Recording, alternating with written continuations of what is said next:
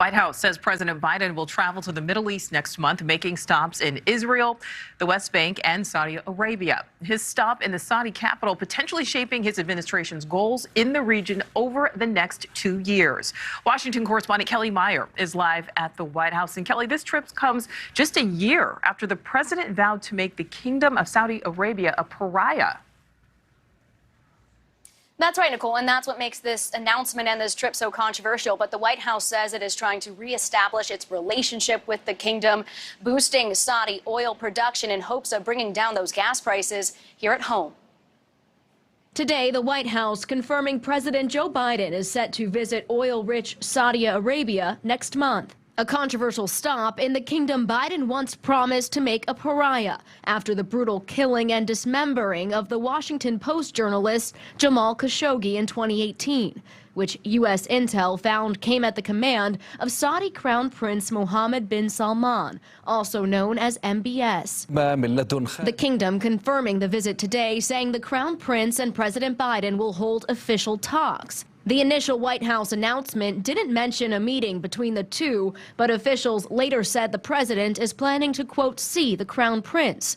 Today, the administration saying Biden's views on human rights haven't changed. We can have human rights at the center of our foreign policy, as they have been, as we continue to pursue the interests of the American people. A focus for the Biden administration, bringing down skyrocketing gas prices, pushing the kingdom, the leader of the OPEC oil cartel, for more production, believing more oil on world markets will lead to lower prices at the pump.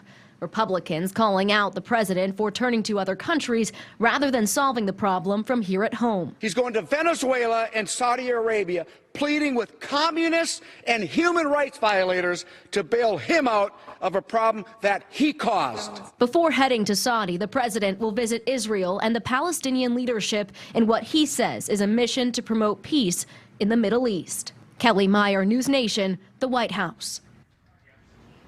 And joining us live right now with more insight on the president's upcoming trip, National Security Council Coordinator for Strategic Communications, John Kirby. Mr. Kirby, thank you so much for being with us. My pleasure. Glad to be with you. Well, let's talk about, what Kelly was just reporting on there. During the campaign, President Biden vowed to make the Saudis a pariah on the world stage. So what has changed?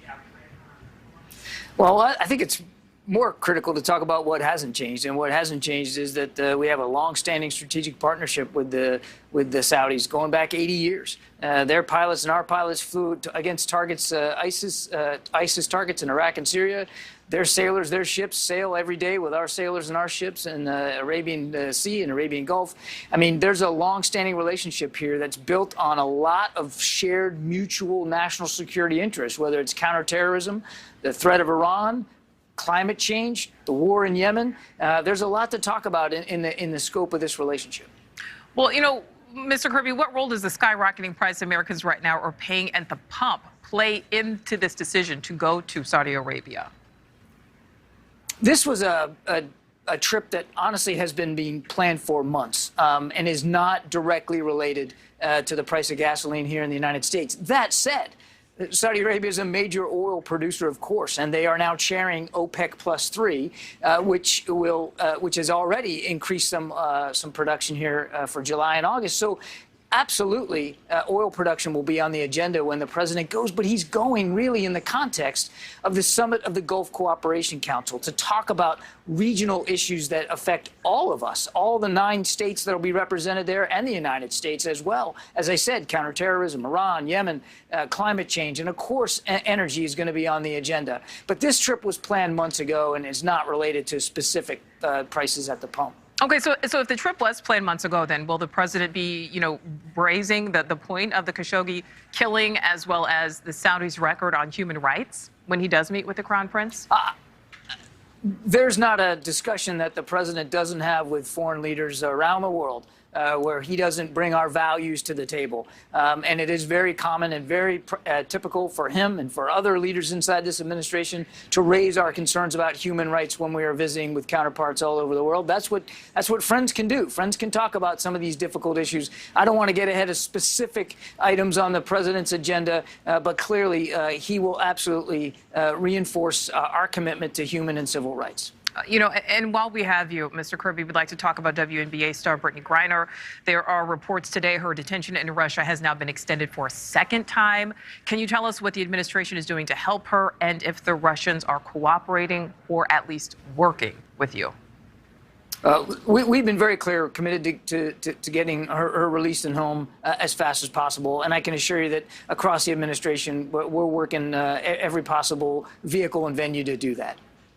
All right. John Kirby, thank you so much for your time, sir. My pleasure. Thank you for watching. Go to newsnationnow.com to find NewsNation on your television provider. And don't forget to click the red subscribe button below to get more of NewsNation's fact-driven, unbiased coverage.